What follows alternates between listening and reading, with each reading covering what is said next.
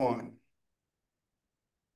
Welcome to the Weather Insights Tropical Briefing. I'm meteorologist Scott Pitney, along with meteorologist Jeff Lindner. This is the afternoon of Tuesday, October 8th. Of course, we are talking about Hurricane Milton, but let's just cover the rest of the Atlantic quickly, Jeff. Disturbance 2 with a 20% chance of development in the next 7 days. It looks like all these systems that are out in the southern basin will turn north and eventually northeast. This one here, Disturbance 1, 20% chance of development, already headed northeast. And then we have what has now become a hurricane again, Hurricane Leslie, just barely there at 75 miles per hour, moving to the northwest at 14, eventually going to make that north and northeasterly turn.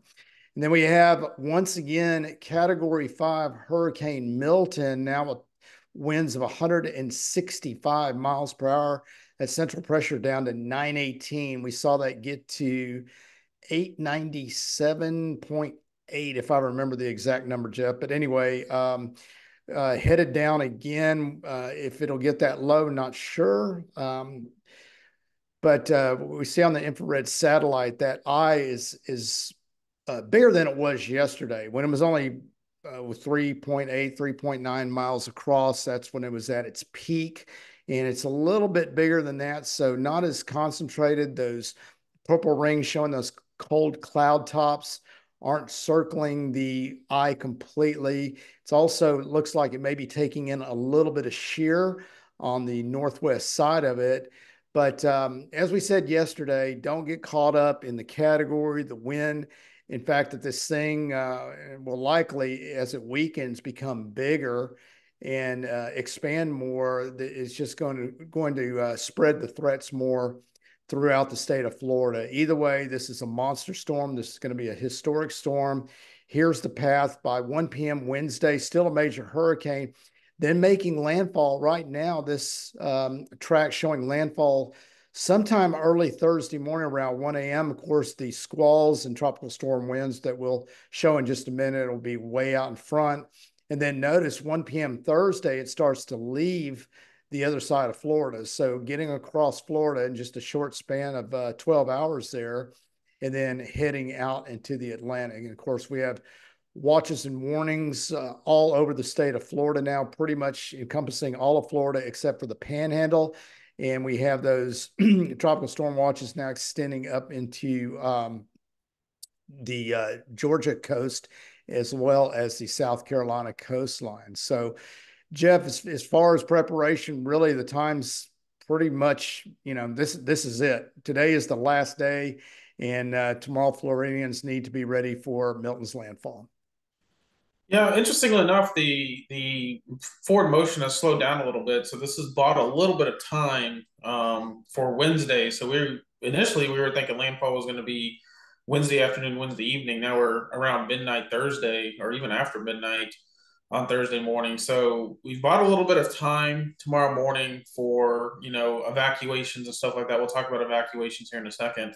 Mm. One thing I did want to show is there continues to be very little change in this is the consensus track. So this is the all of the models and their average. And you can see here that the lines are pretty much on top of each other. So south side of Tampa Bay down towards Sarasota, the Siesta Key area, potentially for landfall. The Hurricane Center is just a little bit on the north side of this track, closer to the Tampa Bay, or just a little bit south of Tampa Bay now. So it makes a big difference Right. in Tampa and Tampa Bay. If that center goes south of you, that's going to be winds coming from the northeast. That's going to blow the water out of Tampa Bay. Then you would not get that big storm surge in the metro Tampa area. If that center comes into the bay, you would get that big storm surge into Tampa Bay. So it's very critical where exactly the center now comes ashore on the West Florida coast. But somebody between Tampa and Port Charlotte and Charlotte Harbor down there is going to get this, and the surge is already been decided here, unfortunately, with this level of hurricane in the Gulf of Mexico, a Category 5 hurricane, even though it's going to weaken coming up to the coast.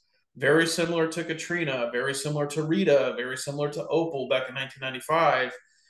These big hurricanes move a lot of water in the Gulf of Mexico. They bring a lot of high seas. So even though it weakens, that wind field expands. The storm surge is going to be absolutely catastrophic on the west coast of Florida. And so we'll talk a little bit about the evacuation here in a second. This is the wind field. No doubt you're going to get tropical storm force winds all the way across Florida, probably even hurricane force winds all the way across Florida, Orlando, then on over to the east side of the East Coast, especially north of where the center moves offshore. So if we go back here, the center moves offshore, looks like just south of Cape Canaveral or very near Cape Canaveral. So anywhere north of that, you're going to get those strong winds coming in off the ocean here. So St. Augustine, Daytona, possibly up towards Jacksonville, you're going to see those sustained hurricane force winds coming in off the water.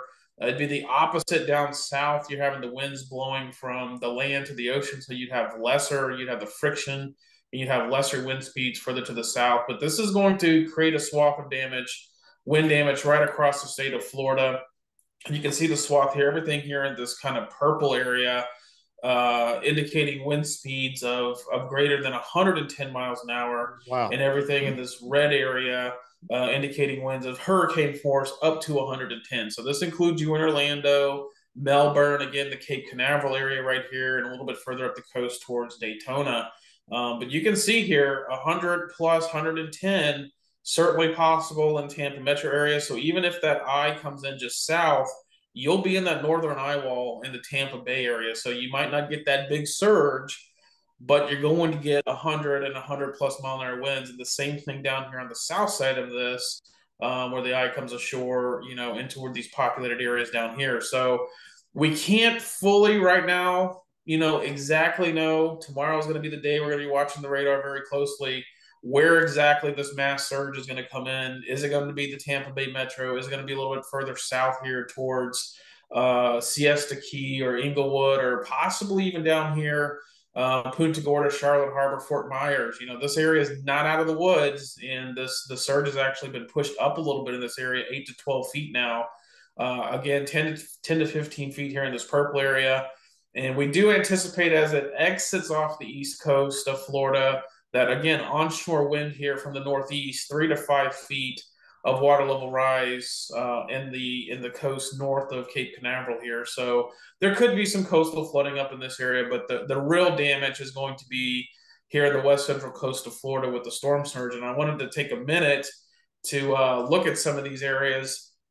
This is Tampa Bay, and again, the center would have to come right into the bay or even a little bit north to get this maximum surge here on the east side of the bay and into Tampa. So we'll see if that happens. My biggest concerns are these barrier islands down here, Longboat Key up to Anna Maria Island. These areas are going to just be absolutely devastated. These barrier, they're going to be overwashed. They're going to be cut. Unfortunately, there's probably not going to be a whole lot left of these barrier islands, depending on where this eye comes in. Interestingly enough, if you look here, there's decent elevation rise. So we've been talking about evacuation today. People don't have to go hundreds of miles to get out of danger. You can see you just have to go. We're talking tens of miles to get out of the seawater here. But you do have to be careful that you're not getting up on one of these little creeks or rivers that kind of drain here, because the water will funnel up some of this stuff and you could get into some trouble. But if you look here, there's actually a decent coastal ridge here where the storm surge is held right near the coast. And, you go just a few miles inland and you're out of the surge area. So know your evacuation zones. I'm going to go down here to the south and look at the Charlotte Harbor area, because I'm increasingly concerned this may end up being where we see some of our maximum surge values here, from about Sarasota down towards Charlotte Harbor, Cape Coral, Fort Myers. This is the area that was heavily impacted with Hurricane Ian, but Ian came up like this. And so the maximum push of water for Ian was over in this area down here. With this particular case, if the hurricane comes in more like this, that maximum push of water is going to be a little bit further north. So I know there's folks in Fort Myers and Cape Coral, Punta Gorda, and some of these areas that, I didn't flood in Ian, or I didn't flood in Charlie. That doesn't mean you're not going to flood this time, because this is a different track. Yep. and the maximum push of water maybe a little bit further north. So if you're in an evacuation zone, I can't tell you enough. If you got to go, you have to listen to your local officials. And if you're in these evacuation zones, get out of those areas. And we can see some of these zones here on the map are the counties that have mandatory evacuations. Pretty much everything on the west coast of Florida, from well north of Tampa, Levy County, all the way down to Lee and Collier County here on the southwest Florida coast, including the Metro Tampa area. And we do have a couple of counties here on the northeast Florida coast for some surge impacts too. But in these coastal red counties here, you have got to get out. And again, you don't have to travel hundreds of miles, but you just got to get out of that seawater area. You just got to get high, and for certain, you've got to get off of the barrier islands. Yeah. Get out of there. And, they're going to be without power for days, if not weeks afterwards too. If you've never been in a post-hurricane zone, you don't want to be there anyway. So, but these mandatory evacuation orders, these are life-saving type orders. This is to protect against storm surge. But again, it's not going to be a good place to be for a while. So if you have the means to get, like just said, you don't have to get far to get out of the way of the water, but if you have the means to get away for a while until the area can recover and restore electricity and power and water and things like that, then do so. But yeah, it is going to be a mess there, and we will keep you informed on the latest. Again, tomorrow we'll have another briefing and keep you informed on the latest with Milton. Jeff, did you want to talk about the rainfall first? Yeah, I just wanted to Yeah. mention that the Weather Prediction Center has increased the threat level here to a high risk of flash flooding. Yeah. As Milton comes in, it is going to interact with the old frontal boundary that's laying here, and this may help force some bigger rainfall totals on the north side of the eye or the northern side of the eye wall. And so we saw this also with Ian. When Ian came up in this direction, we had this big 12-inch rainfall swath that came in and created a lot of issues. And so I don't want to downplay the rainfall. I want to make sure that everyone understands the storm surge is definitely number one on this. But we don't want to downplay the rainfall too much, because there could be some very serious inland flash flooding here, which includes potentially the Orlando area and even the Tampa area. And so even though Tampa may just narrowly miss that max surge coming into the bay, you could get a lot of really heavy rain. We're talking a foot to a foot and a half of rain, and a lot of this is going to fall in 6 to 8 hours. I mean, the hurricane's going to cross pretty much the entire state in a 12-hour period. So this is going to fall very quickly. And just don't sleep on this inland kind of flood threat here. The other thing to mention is with all the rain Florida's had, you're still trying to dry out from Helene. You've had wet weather this week. Those strong winds coming in are going to down a lot of trees, and so extended power outages. Florida does a very good job. They have very good infrastructure when it comes to power. They surge a lot of resources into those areas to help get the power back on. But this is going to do a number on the electrical distribution system here in some highly populated areas. Tampa, all down along the coast here, your high population areas here on the west coast of Florida, and then over towards Orlando, and also on the East Coast. And so, unlike Helene, like we've talked about, going into a relatively unpopulated area, this is a much bigger population area. So, power is going to be a problem for a while. And secondly, this is a higher damage potential from just the amount of population you have, the amount of buildings. The last time this area faced something like this was 1921, category 2 or 3 into the Tampa Bay area. They had about 300,000 people. There's now about 3 million people in the Tampa Bay metro area. And so, that's almost the size of Houston, Harris County, maybe half of the size of our entire region here. But you get the idea. This is not Helene that was going into population counties up there of 100,000 people. This is a really big deal. A lot of people are going to be impacted, and this is something that is going to unfortunately change the geography of the coast here, where it makes landfall. In some of these areas, the infrastructure damage, I've been in I don't know how many storm surge areas. The infrastructure damage from storm surge, the roads are going to be gone. Not only the roads are going to be gone, the sewer systems are going to be gone. The water systems are going to be gone.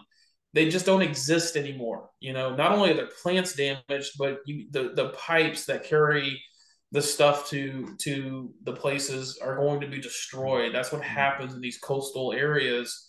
And then on top of that, your power infrastructure is going to be heavily damaged, and your cell service is going to be heavily damaged in this area. And so, you know, this is not going to bounce back quickly. This will be suffering down this area for weeks, weeks and weeks and weeks to even begin to start the recovery process down here. Yeah.